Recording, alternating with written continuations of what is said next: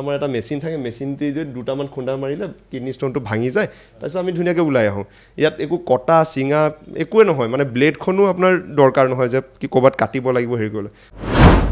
আৰু যিবোৰ ষ্টোন মানে ধৰক 2 চেণ্টিমিটাৰ 3 চেণ্টিমিটাৰ হৈ যায় বহুত ডাঙৰ মানে সেইবোৰ কিডনি ষ্টোন যদি কিডনিত ফচি থাকে তললৈ নামি তেওঁলোকেতো আহিব নোৱাৰে মানে পেচাবৰ নলীডাল বহুত ঠেক হয় তো সেইবোৰ ষ্টোন কিডনিতে থাকে আৰু যেতিয়া সাইজবোৰ মানে আপোনাৰ 1 চেণ্টিমিটাৰতকৈ বাঢ়ি যায় লাহে লাহে মানে মানুহৰ বিষ অনুভৱ হয় পিঠিফালে বিষ হয় তো এইবোৰ নানা ধৰণৰ কেতিয়াবা জ্বৰ হৈ থাকে ইনফেকশ্যনৰ কাৰণে কাৰণ কিডনি ষ্টোনৰ পৰা ইনফেকশ্যন হ'ব ইউৰিনত আমি আজি পুনৰ উপস্থিত হৈছোহি ইউৰলজিষ্ট ডাক্তৰ ৰূপম দেউৰীৰ সৈতে তেখেতৰ সৈতে আমি জানিবলৈ আজি চেষ্টা কৰিম কিডনি ষ্টোনৰ বিষয়ে আচলতে কিডনি ষ্টোননো কিয় হয় ইয়াৰ সমস্যা এই কিডনি ষ্টোনৰ লক্ষণসমূহনো কি কি কেনেকৈনো ইয়াৰ পৰা হাত সাৰিব পাৰি এই সকলো কথা আজি আমি পাতিবলৈ চেষ্টা কৰিম পোনপ্ৰথমে মই আপোনাক স্বাগতম জনাইছোঁ ধন্যবাদ আমি প্ৰথমে জানিব বিচাৰিম যে কিডনি ষ্টোন আজিকালি বহুত দেখা যায় বহুতৰ ক্ষেত্ৰত দেখা যায় বেছি সংখ্যক ৰোগী কিডনি ষ্টোন হৈ আহে কিয় হয় কাৰণটো কিনো ইয়াৰ কিডনি ষ্টোন বিশেষকৈ আপোনাৰ খাদ্যলৈ হয় যেনেকৈ কিছুমান খাদ্য আমি এতিয়া ধৰক গৰম দিনত খুব ক'ল্ড ড্ৰিংকছ খাওঁ এইবোৰ আপোনাৰ ছ'ডা ৱাটাৰ যেনেকুৱা হয় মানে কাৰ্বনেটেড ড্ৰিংকছ হয় সেইবোৰ বেছি কনজিউম কৰিলে মানে খালে আপোনাৰ কিডনি ষ্টোন হোৱা চান্স বাঢ়ি যায়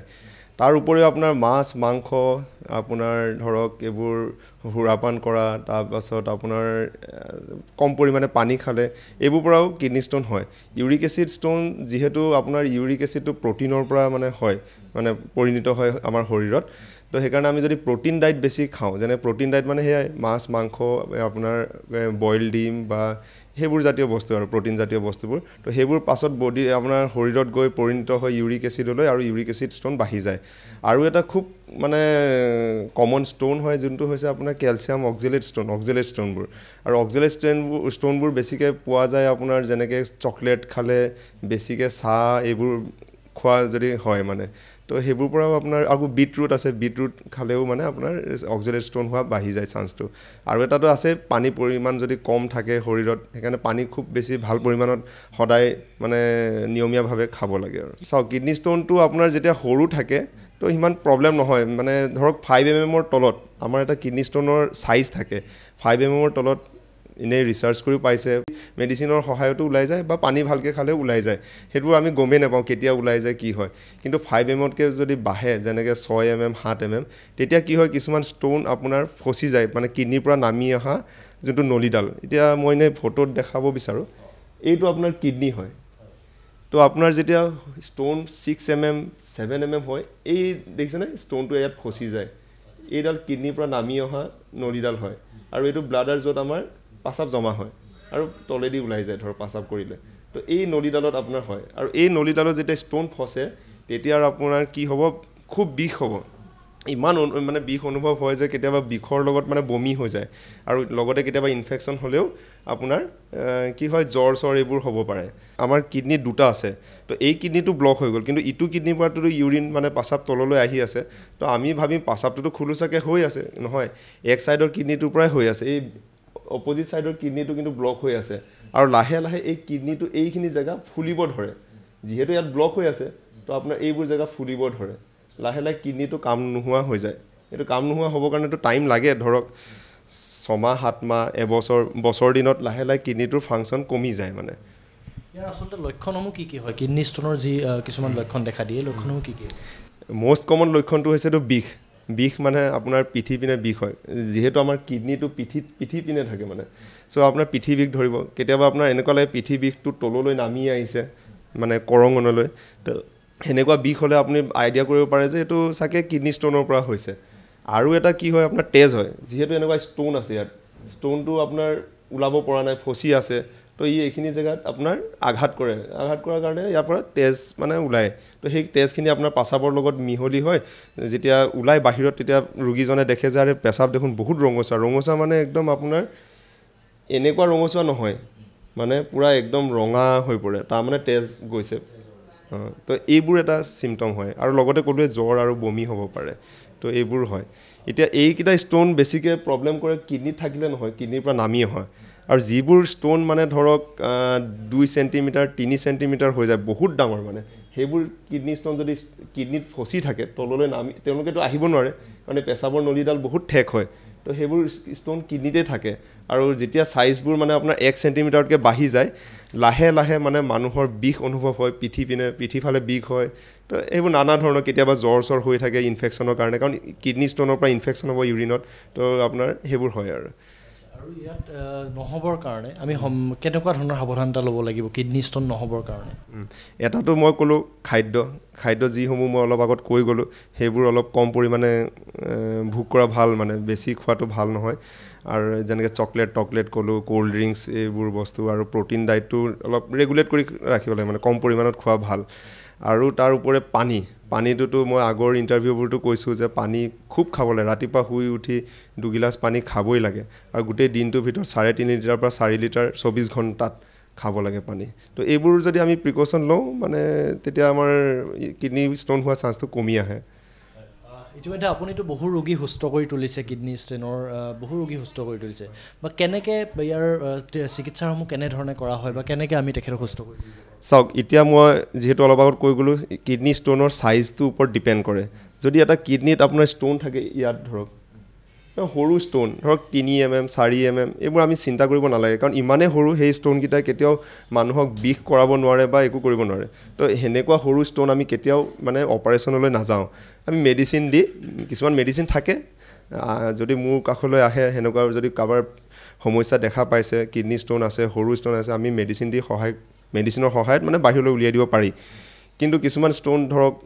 5 mmতকৈ বেছি 6 mm 7 mm সেইবোৰ ইয়াত ফচি যায় সেইবোৰ কিডনিৰ পৰা নামি আহে যিহেতু কিডনিত বহুতখিনি জেগা আছে কিন্তু তাৰ তলত যোনটো নামি অহা পাই বহুত ঠেক হয় তো সেই ঠেক জেগাৰ কাৰণে ইয়াতে ফচি ধৰে তো এইবোৰ কিন্তু ষ্ট'ন মানে অলপ দিগদাৰ হয় সেইবোৰ মেডিচিন থাকে কিছুমান আমি পৰাপক্ষত মেডিচিনৰ সহায়তে মানে উলিয়াব বিচাৰোঁ চিধাচিধিটো ডাইৰেক্টলি মানে আপোনাৰ অপাৰেশ্যনলৈ যোৱাটো ভাল নহয় তো মেডিচিন দি চাওঁ আমি 10 দিন বা 15 দিন যদি মেডিচিন দি ওলাই অহা নাই তেতিয়া আমি অপাৰেশ্যন কৰোঁ অপাৰেশ্যন যিহেতু আগৰ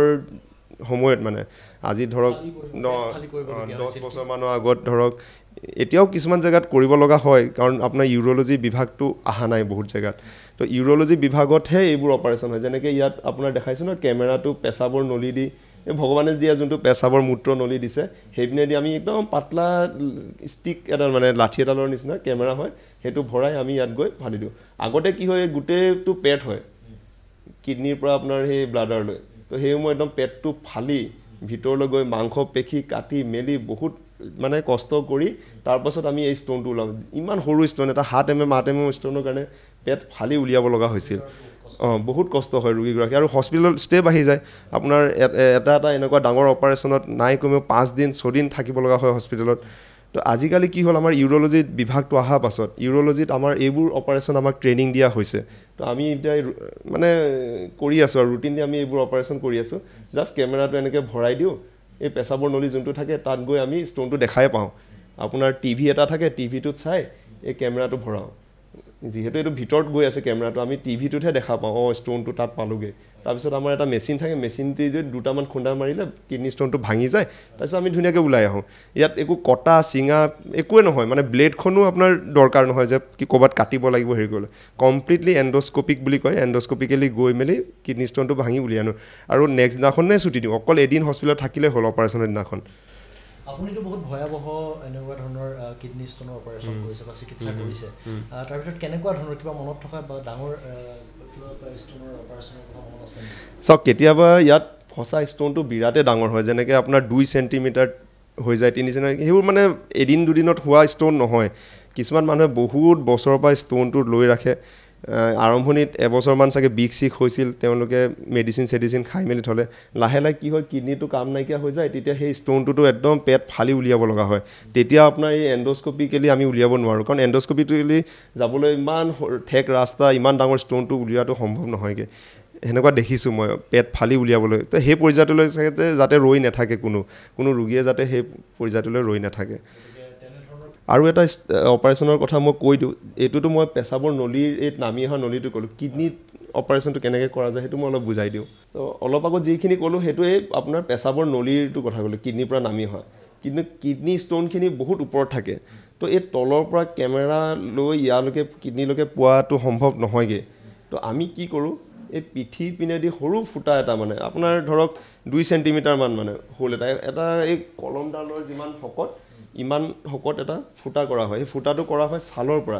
ছালৰ পৰা ফুটা কৰি আমি গৈ কিডনি পাওঁগৈ আৰু এইটো দেখিছে ন এনেকৈ পাইপ এটা ভৰাই দিয়া হয় তাৰপিছত এই পিনেদি আমি মেচিনটো ভৰাই কিডনি ষ্টোনটোক খুন্দা মাৰি